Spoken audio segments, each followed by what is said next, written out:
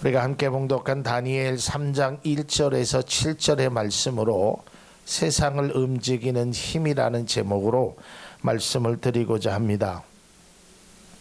얼마 전 TV의 드라마에 이러한 제목의 드라마가 방영된 적이 있었습니다. 세상을 움직이는 사람들. 어떤 사람들이 세상을 움직일까? 거기에는 돈 많은 재력가, 또 정치가, 또 권력을 많이 가진 권력가들이 등장합니다. 그래서 그 드라마의 내용은 그들에 의해서 세상이 움직이고 있다라는 것입니다. 자막을 좀 꺼주시고요. 그들에 의해서, 그러니까 다시 말해서 돈이 많은 사람, 정치하는 사람, 또 권력을 많이 가진 사람에 의해서 세상이 움직인다. 과연 세상이 정치, 권력, 재력에 의해서 움직이는 것일까? 물론 오늘날처럼 자본주의 사회에서는 어느 정도 이것이 힘이 있다고 입증됩니다. 돈이 많거나 권력이 많거나 뭐 어떤 것에 능력이 많은 사람들은 그 힘으로 세상을 어느 정도 움직일 수 있습니다. 뭐 국회의원의 힘으로 법을 바꿀 수 있고요.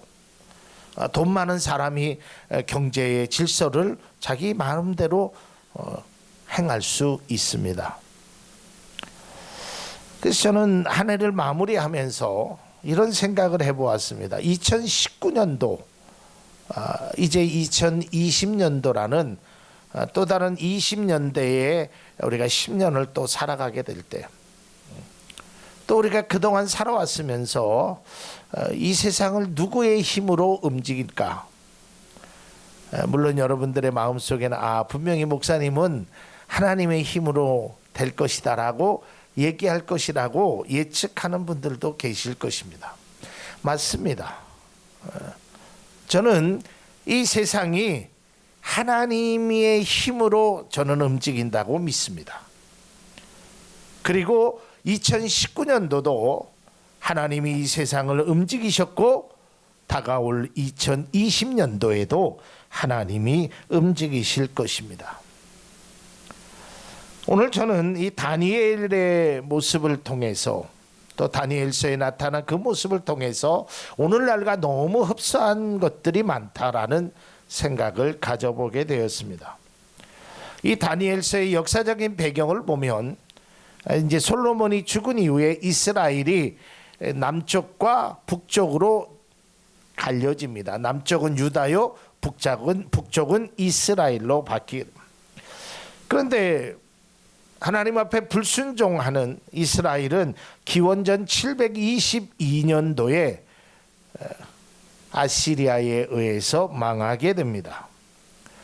또 그리고 남유다도 서서히 몰락하여서 기원전 586년에 바벨론에 의해 멸망을 당하게 됩니다.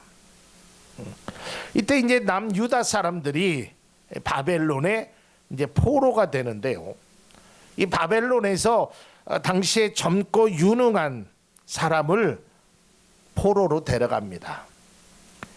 다니엘서 1장 3절에서 4절 말씀을 보면 그때의 왕은 아스부나스 환관장에게 명령하여 이스라엘 백성, 특히 왕과 귀족의 자손 가운데서 몸에 흠이 없고 용모가 잘생기고 모든 일을 지혜롭게 처리할 수 있으며 지식이 있고 통찰력이 있고 왕궁에서 왕을 모실 능력이 있는 소년들을 데려오게 하여서 그들에게 바벨로니아의 언어와 문학을 가르치게 하였다. 이때 포로로 잡혀온 사람이 다니엘입니다. 그리고 우리가 잘 알고 있는 사드락과 메삭과 아벳느고라는 이 이름은 본명이 아닙니다. 그들의 이름은 달리 되어 있습니다. 어쨌든 그들을 데리고 옵니다. 그래서 그들에게 이름을 바꿔줍니다. 다니엘에게도 이름을 바꿔주고 사드락과 메삭과 아벳느고라는 그 친구들에게 그 이름을 합니다. 그러니까 우리나라도 일본이 압제를 할 때 창씨 개명을 합니다. 그래서 한국 이름을 일본 이름으로 바꿔주듯이 이들의 이름을 바꿔줍니다.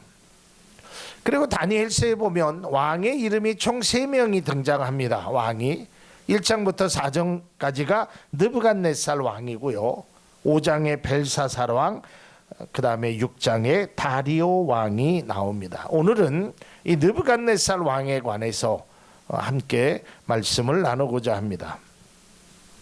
여러분, 이 느부갓네살 왕이 어떤 사람이냐면 이 바벨론 제국을 세운 사람이 느부갓네살 왕의 아버지입니다.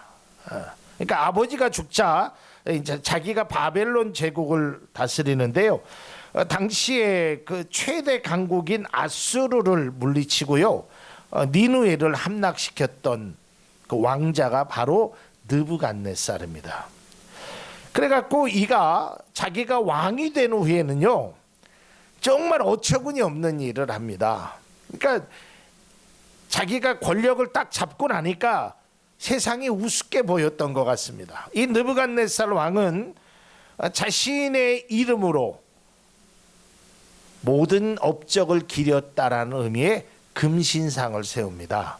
그것이 바로 오늘 본문 3장 1절입니다.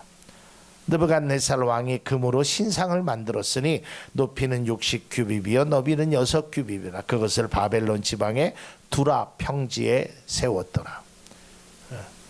여러분, 요새는 그 북한의 그 거리의 모습을 TV에서 자주 보죠. 거기에 보면 큰 동상이 2개 있죠. 김일성하고 김정은 이렇게 동상이 있듯이요.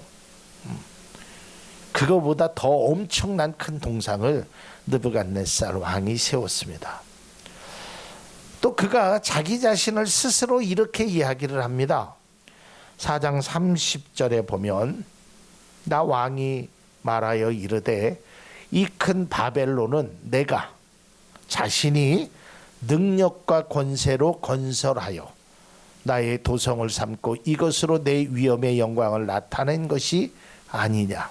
그러니까 스스로가 이 바벨론을 내가 세웠다는 거야. 내 능력으로. 뭐 아나무인이었죠. 그러니까 이 느부갓네살 왕은 자신이 마음을 먹으면 못할 일이 없다고 생각되어졌던 겁니다. 정치도 심지어는 종교도 권력도 다 자기가 쥐고 있다고 생각했어요. 다시 말해서 세상을 움직이는 힘이 자기에게 있다고 생각했습니다. 느부갓네살 왕은 자신이 원하는 것을 무엇이든지 할 수 있었습니다. 또한 자신의 힘으로 세상을 움직인다고 판단했을 것입니다. 뿐만 아니라 그 사람뿐만 아니라 다른 사람들도 그렇게 생각했습니다. 예전에 뭐 요즘은 그렇지 않지만 예전에 1970년도 당시만 해도요, 중앙정보부장 아시죠? 그 정도면 우리가 뭐라고 표현했냐면 저 사람 말 한마디면 날아가는 새도 떨어뜨린다 그랬어요. 그걸 뭘 얘기하는 거예요? 그 정도로 힘이 있다라는 거죠. 세상에 그 능력을 가지고 있었던 그 사람도요, 어디서 언제 어떻게 죽었는지조차 모르고 세상을 떠나게 됩니다. 여러분, 세상의 사람들이 자기가 갖고 있는 권력, 자기가 갖고 있는 능력, 자기가 갖고 있는 재력으로 뭔가를 다 할 수 있을 거라고 생각하지만 그렇지 못하다는 거예요. 여러분, 그걸 다니엘이 증명해 주고 있습니다. 이 다니엘서에 보면 이 느부갓네살의 오만함이 아주 극치를 보여주는 사건이 하나 일어납니다. 그것이 바로 그가 꿈을 꿉니다. 근데 이 꿈을 꾸니까요, 이 꿈이 도대체 뭔지를 몰라요. 꿈은 분명히 꿨는데 이 꿈이 어떤 의미를 가졌는지 몰라요. 그러면 여러분, 보통 사람이라면, 아니 대부분의 많은 사람들은 이렇게 얘기할 겁니다. 야, 내가 이런 꿈을 꿨는데 이것이 해몽이 어떠냐라고 묻는 것이 맞잖아요. 응? 그리고 그가 그런 꿈을 이야기했을 때 거기에 보면 그 꿈을 해몽해 주는 술사들이 주변에 많이 있었거든요. 그들이 와서 왕에게 이야기하는 겁니다. 다니엘 2장 4절에서 5절입니다. 갈대아 술사들이 아람 말로 왕에게 말하되 왕이여 만수무강하옵소서. 왕께서 그 꿈을 종들에게 이르시면 우리가 해석하여 드리겠나이다 하는지라. 이게 4절. 자, 이게 보통 얘기잖아요. 그러니까 왕이 꿈 때문에 막 고민하니까 술사들이 와서 왕이요, 어떤 꿈을 꿨는지 나에게 얘기해 주십시오. 그러면 우리가 그 꿈을 해석해 드리겠습니다. 그러면 꿈을 이야기해 주는 게 정상인데 5절에 보면 왕이 갈대아인들에게 대답하여 이르되 내가 명령을 내렸나니 너희가 만일 꿈과 그 해석을 내게 알게 하지 아니하면 너희 몸을 쪼갤 것이며 너희 집을 거름더미로 만들어낼 것이다. 이게 뭐예요? 내가 꾼 꿈을 마치라는 거예요. 아니, 이거는 이런 표현을 쓰는 게 옳지 않지만 진짜 귀신이 골칼로 다니겠어요? 아니, 여러분들이 음식을 먹고요, 갑자기 탈이 났어요. 그래서 병원을 갔어요. 그러니까 의사가 어디가 아파서 왔습니까? 아, 내가 지금 음식을 잘못 먹었는데 배가 아픕니다. 그럼 의사가 뭐라 그래? 뭘 드셨습니까? 뭐 고기를 먹었는지 그때 환자가 이렇게 얘기하는 겁니다. 당신 의사니까 내가 먹은 거 맞춰보고 이게 부패되었으면 당신 거. 이런 것과 똑같은 거예요. 아니, 꿈을 이야기를 해줘야지. 그러면서 더더욱 얘기하는 게 만일에 그 꿈과 해석을 못 맞추면 너희의 몸을 쪼개버린다 그랬어요. 아니, 세상에 이런 경우가 어디 있습니까? 꿈을 해석하는 것이 아니라 꿈을 말하라는 거예요. 그렇지 않으면 모두 죽이라는 겁니다. 본문 말씀 6절에도 그가 이야기합니다. 누구든지 엎드려 절하지 아니하면 즉시 맹렬히 타는 풀무불에 던진다. 그러니까 이 사람은 자기가 마음 먹으면 사람을요 쪼개서 죽일 수도 있고요, 극렬히 타는 풀무불 가운데도 집어넣을 수 있고, 자기가 그만큼의 힘을 가졌다는 거예요. 반면에 다니엘은 또 그의 세 친구는 어떤 사람이었을까요? 포로로 잡혀온 어린 소년들입니다. 그들은 자기의 힘으로 아무것도 할 수 없는 미약한 아이들이었습니다. 권력도 힘도 나라도 능력도 없습니다. 그리고 포로로 잡혀왔습니다. 세상을 마음대로 움직일 수 있다고 생각한 느부갓네살 왕과 자신의 능력으로 아무것도 할 수 없었다는 다니엘과 세 친구,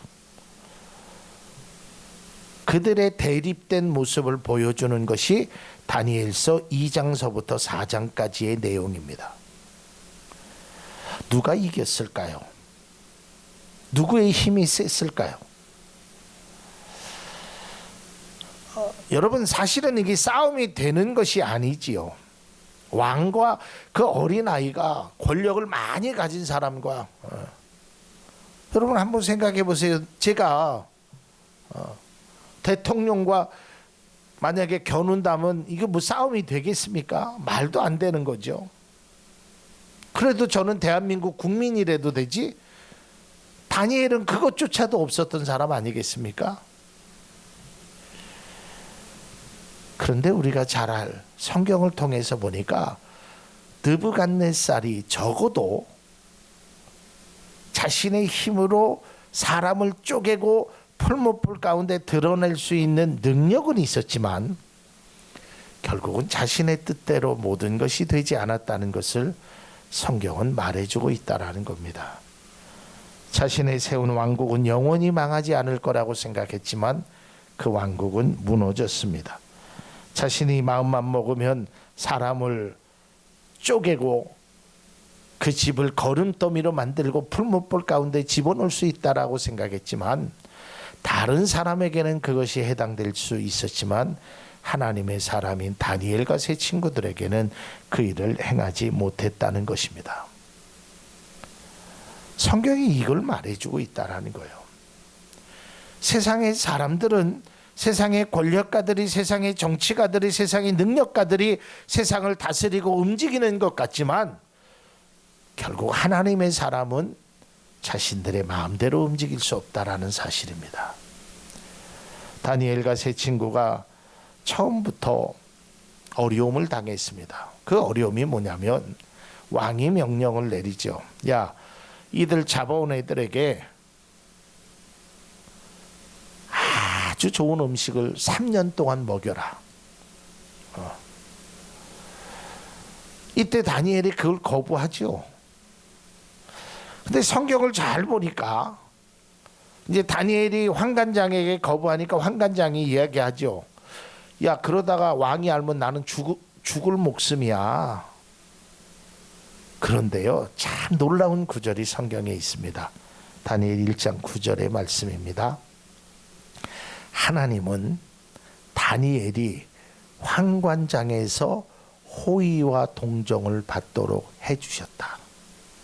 이 말이 왜 중요하냐면 이미 하나님이 환관장의 마음을 만져주셨다는 거예요.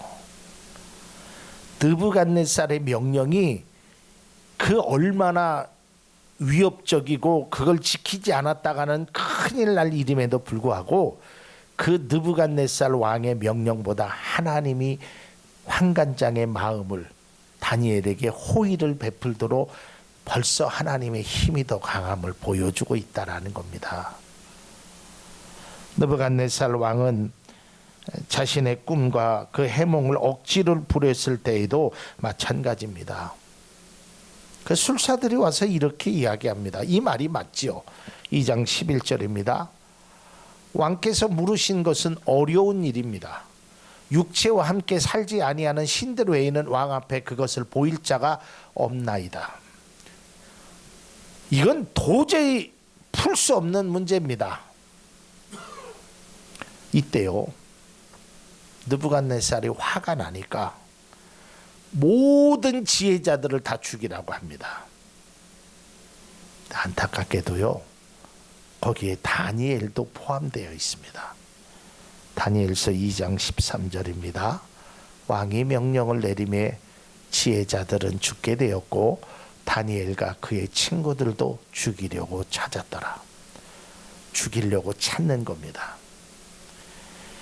근데 놀랍게도 죽이려고 찾을 수는 있지만 왕의 뜻대로 되지 않았습니다.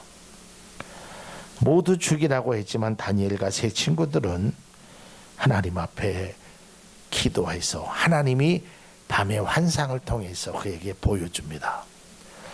죽이라고 했던 그 다니엘이요, 얼마나 놀라운 모습을 보이냐면 2장 24절입니다.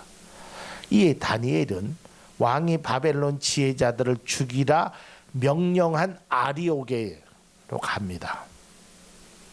그러니까 뭐 나 죽여주십시오 하고 가는 겁니다. 그리고 그에게 이르되 바벨론의 지혜자들을 죽이지 말고 나를 왕의 앞으로 인도해라. 그리하면 내가 그 해석을 왕께 알려드리리라. 얼마나 놀라운 것입니까? 그 느부갓네살 왕 앞에 나를 데려다 달라라는 겁니다. 그리고 결국은 그 왕이 꾼 꿈도 마치고 그 꿈의 해석을 하죠. 왜냐하면 이미 그 전날 하나님이 다 알려주셨거든요. 결국 느부갓네살 왕이 어떤 모습을 보였을까요? 2장 46절입니다. 이에 느부갓네살 왕이 엎드려 다니엘에게 절하고 명하여 예물과 향품을 그에게 주게 하니라. 여러분, 어떤 일이 일어났습니까? 왕이요, 나이도 어린 또 포로된 그 다니엘에게 절을 하는 겁니다. 여러분 이 장면을 한번 상상해도 얼마나 놀라운 장면입니까? 그리고 다니엘은 왕궁에 있게 하고요. 다니엘의 세 친구들은 지방의 일을 다스리게 합니다. 이것으로 끝날 줄 알았는데 이 느부갓네살 왕은 조금 문제가 많았던 왕 같아요. 그 다니엘 앞에 절을 했을 때 그 전절에 보니까 어떤 일이냐면 하나님을 찬양합니다. 야, 너희 하나님이 최고다. 그리고 나서 3장 1절에 금신상을 세우게 됩니다. 그리고 모든 사람을 자신의 금신상 앞에 절하라는 명령을 합니다. 그리고 또 그는 엄포를 합니다. 만일에 절을 하지 아니하면 풀무불 가운데 던지겠다. 그러나 다니엘의 세 친구 사드락과 메삭과 아벳느고는 금신상에 절하지 않습니다. 그래서 이 이야기를 들은 이 느부갓네살 왕이 분노를 합니다. 3장 19절의 말씀입니다. 느부갓네살이 분이 가득하여 사드락과 메삭과 아벳느고를 향하여 얼굴빛을 바꾸고 명령하여 이르되 그 풀무불을 뜨겁게 하기를 평소보다 7배나 뜨겁게 하라고. 그리고 20절에 그들을 풀무불 가운데 던집니다. 결론을 우리가 아시죠? 그는 풀무불 가운데 던질 힘은 있습니다. 그런 명령을 할 힘은 있었습니다. 그러나 그의 힘은 거기까지였습니다. 왜냐하면 하나님이 막아주셨기 때문에. 우리가 잘 아는 대로 7배나 뜨겁게 달굴 수는 있을지 몰라도 그의 영혼을 죽일 수는 없습니다. 왜냐하면 하나님이 그의 힘보다 그의 능력보다 더 크고 놀라우시기 때문에 그랬다는 것입니다. 여러분 이러한 일들이 오늘날에도 얼마든지 많이 있습니다. 제가 이 시간 관계상 이 말씀을 다 드릴 수 없지만 다니엘서를 읽어보면 뭐 벨사살 왕도 그렇고 다리오 왕도 그렇고 자신의 힘과 능력으로 세상을 정복할 수는 있습니다. 칼로, 돈으로, 힘으로 사람을 정복할 수는 있습니다. 그러나 그 사람을 풀무불 가운데 넣을 수는 있을지 몰라도 하나님의 보호하심을 그가 깨트릴 수는 없다라는 것입니다. 우리는 이러한 믿음을 가지고 살아가야 되는 겁니다. 물론 돈의 힘 저 인정합니다. 여러분 그런 말 아시죠? 돈으로 침대는 살 수 있어도 돈으로 잠은 살 수 없다. 그렇지 않겠습니까? 침대는 뭐 얼마든지 좋은 침대 살 수 있지만 그 좋은 침대에 산다고 해서 잠을 잘 수 있는 것은 아닙니다. 돈으로 우리가 좋은 의사를 만나고 좋은 약을 먹을 수는 있지만 우리의 생명을 내가 책임질 수 없다라는 겁니다. 여러분 말씀을 맺고자 합니다. 2019년도를 살아오면서 우리에게 우리 안수 집사님 기도했듯이 많은 일들이 일어났습니다. 오늘 기도의 내용대로 얼마나 감사할 일들이 많은데 그거는 생각하지 않고 불평과 원망과 또 회개하지 않는 우리의 자신의 모습을 바라보게 됩니다. 이제 우리가 2020년도에도 여러 가지 일들을 만나게 될 것입니다. 그러나 여러분 꼭 우리가 깨달아야 될 것은 나의 삶이나 나의 미래나 나의 건강이나 심지어는 이 나라, 우리 교회, 우리 가정도 여러분, 돈으로 움직이는 것이 결코 아닙니다. 여러분, 세상에 가장 저는 불쌍한 교회가 돈으로 움직이는 교회입니다. 진짜 불쌍한 가정이 돈 때문에 세워진 가정입니다. 돈이 필요 없다라는 것은 아닙니다.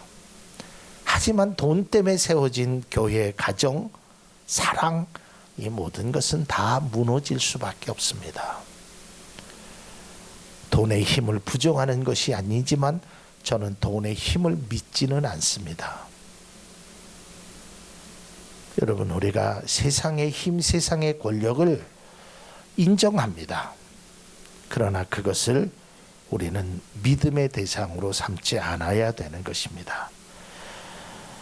그 어떤 것도, 세상의 그 어떤 것도 하나님을 대신할 수 있는 것은 아무것도 없습니다.